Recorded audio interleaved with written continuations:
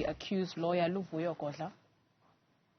Remand for purposes of obtaining bail information. But our submission is this. Surely this poor man is made a scapegoat for failures of executive and legislature. There is no point to come and say we are not ready, when in fact they allege that the most important point of the country has been destroyed. Yet they didn't do anything. Sunday, the whole day. Monday, the whole day. And you also count the nights, and you must remember that the state has got all the resources. And also considering that this chap is accused of destroying Parliament. The Parliament, the distant fact, Parliament to where he resides, it hardly takes 25 minutes. More especially, there is no traffic now. It's during public holidays. So at least the state could have ascertained that information immediately on Sunday. But still they didn't do that. And now they come before court and say, we ask a remand, is arson, and it's a national key point. National key point, there is nothing such as that one. It's arson. And according to our law, arson is arson, and the Schedule 1 offense, and one charge with Schedule 1 offense is supposed to be released immediately, or the state is supposed to prove compelling reasons why the court should not release a person. But as we say, we are what is your client unemployed and has no assets? Sorry? Who's paying for his legal bills? Sorry? Well, that information is very privileged. It's the information between the client and own attorney, so I cannot... Are you acting pro bono? For now, I don't have even a cent. What compels me to come and defend this chap is because he raised his hand. And surely we are coming from the very similar background. We are all poor, and this chap, yes, he does not have assets, but that does not make him a flight risk. The proper consideration is that whether a person will come and appear in court, whether a person has got previous convictions, whether the person, there are any warrants of arrest issued against him, these are proper consideration done. For him to stay in Khayelitsha does not mean that he does not have assets. Those assets, the bed, the TV, and all other household necessities, it makes it sufficient for him to qualify for bail. Mr. Godla is involved in paying for this? What is the circumstances surrounding the arrest of your client? Where was he arrested? What time was he arrested? And who arrested him? Okay, well, for obvious reasons, I won't go to where he was and how he was arrested. Remember, we said we're not going to talk and discuss merits of the case for now. We still need a bail. But safe to say, the mere fact that he is here, he was arrested by members of SAPS, and one will assume that maybe he must have been arrested within certain proximity of the incident, which in this case, it could even be Khayelitsha, where all of us will reside, because it's 20 minutes to Khayelitsha. So all those issues will be issues that will be ventilated. Mr. Godla, the senior counsel that you're in possession of? No, he was not in possession of anything. He was not in possession. In fact, he denies vehemently those charges. He denies, he rejects those charges. So the picture that's going around on social media is clearly of him outside Parliament, on the steps of, he's got the white wall and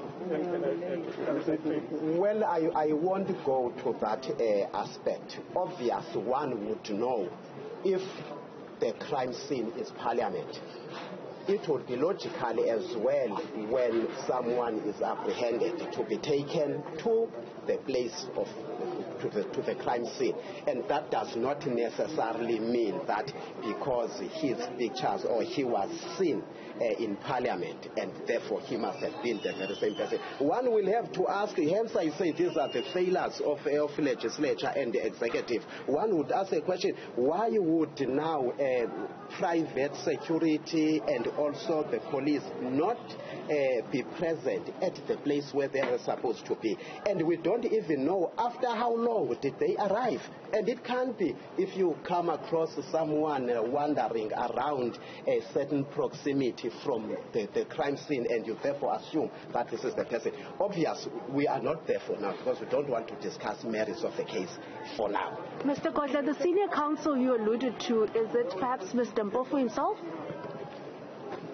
I will disclose his identity when the time comes, but there won't be any harm if I don't tell you now. But surely when we come next time, I will tell, because I cannot say it's Mr. Mpofu or say it's Advocate Mpofu or it's Advocate Toby or it's Advocate. I cannot say, because it will also depend on availability of that particular counsel.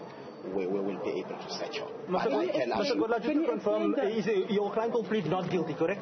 My client denies and rejects these charges, and therefore he is pleading not guilty, and he will continue pleading not guilty. Thank you. Can you explain, when you said that he raised his hand, how and when did he raise his hand to get your attention? No, in fact, not guilty.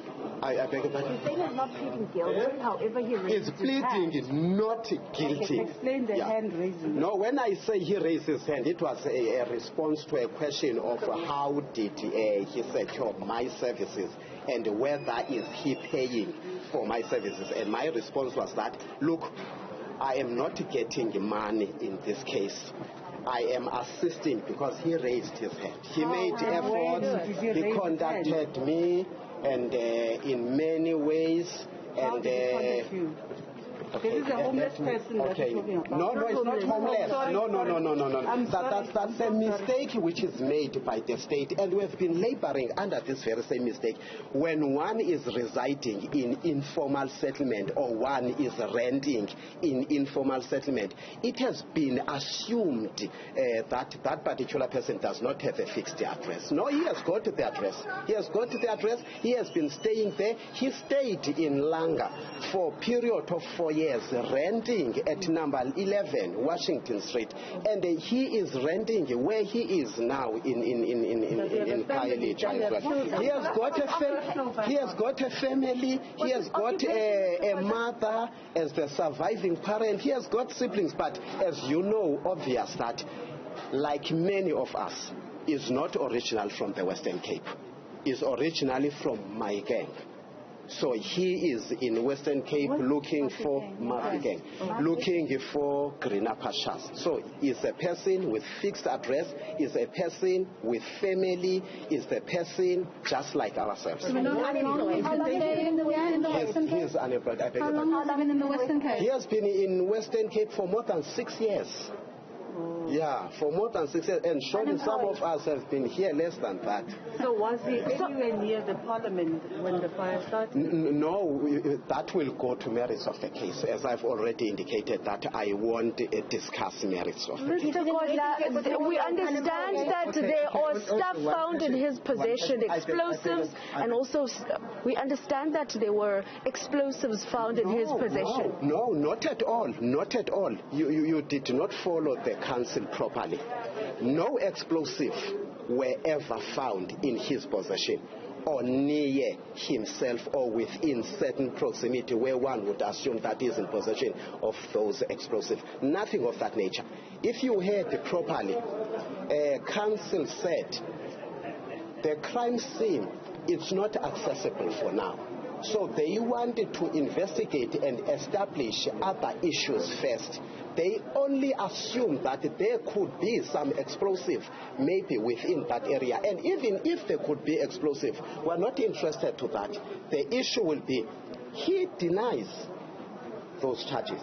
And those explosives would definitely belong to somebody else. Is he held at prison cells or is he at Polsmoor? No, because for purposes of appearance, for first appearance, one would be kept within the proximity of the court, but he will be taken to... Yeah, he's living alone.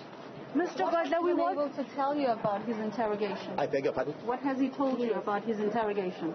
No, still that one will venture into merits of the case. remember that chap, there is nothing I'm trying to hide from you, good people.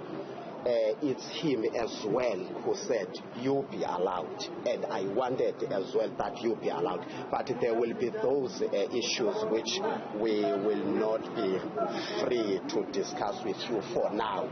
Yeah, but definitely after some time we will give you information gradually. Okay, how is he charged with 2 counts of arson? Yeah.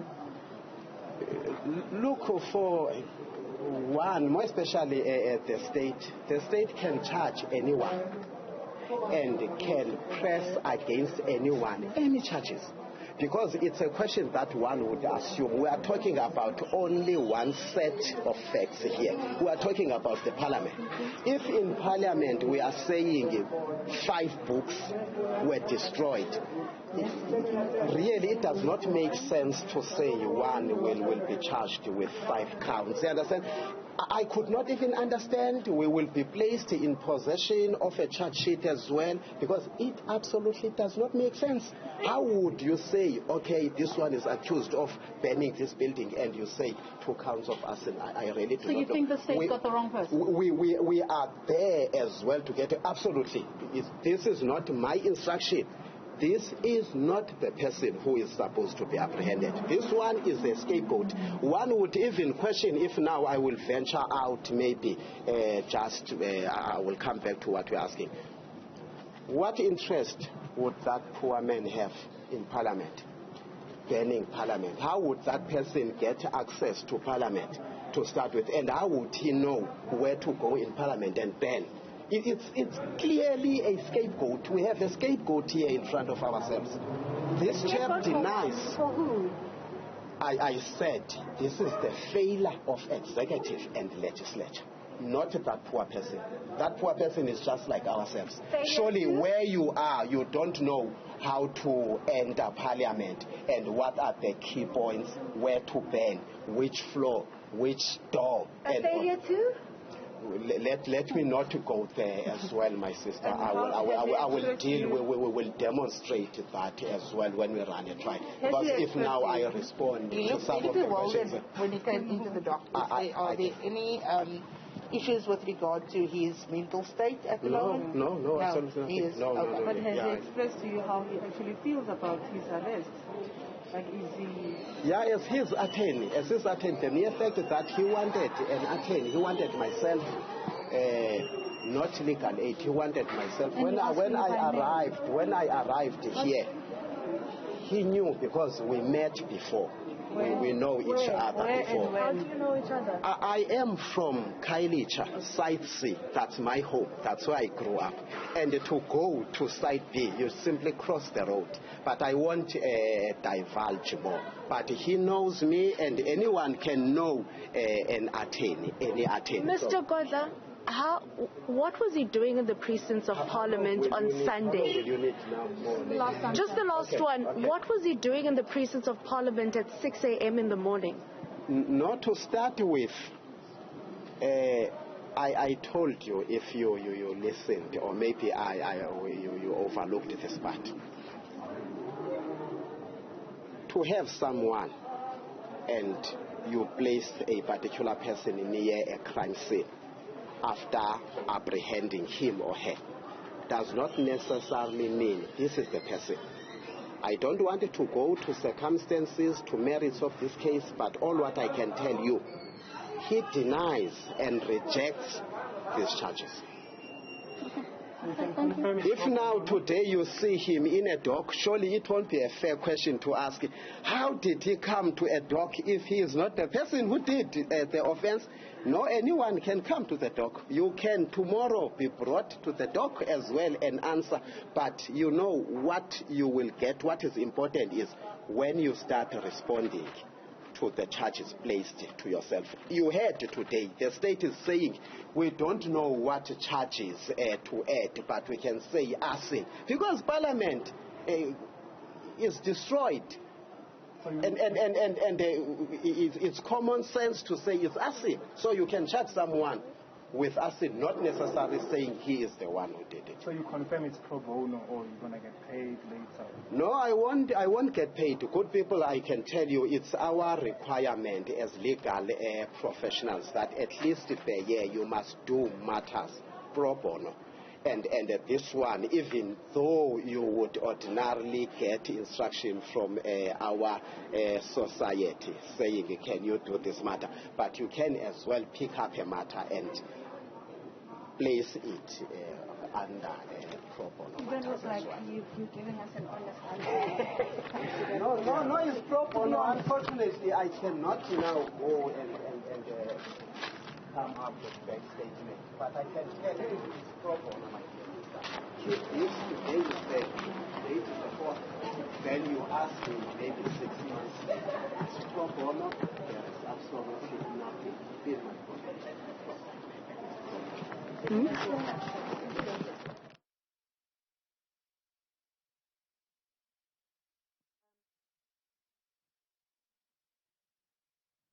Mafu, they're saying that he is doing the matter pro bono. We also heard from the NPA in regards to the charges that the 49-year-old man is currently facing. We do know also from the Hawks that the matter is still pending as they are still investigating. At this present moment, investigators, who we understand will be coming from Pretoria, have not been able to gain access into Parliament, as we do know that flare-up that emerged yesterday at the National Assembly building has ultimately caused a delay in that.